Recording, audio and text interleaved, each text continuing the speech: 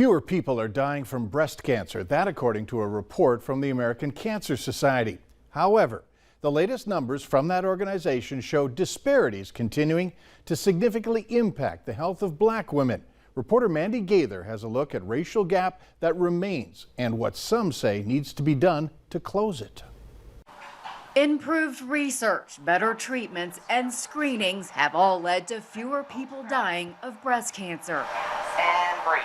The peak year was 1989, and since then, breast cancer mortality has actually fallen by 43%. But the latest numbers from the American Cancer Society aren't shifting fast enough in the right direction for black women. The organization says overall, a black woman is about 40% more likely to die from breast cancer than a white woman. If you're a black woman between the ages of 20 and 29, you're actually a double the risk of dying from breast cancer than a white woman of the same age.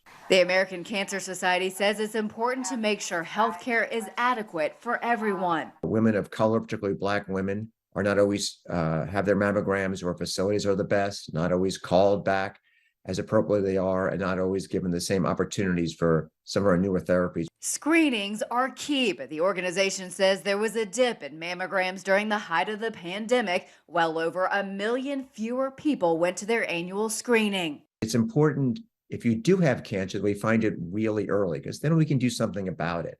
For Health Minute, I'm Mandy Gaither.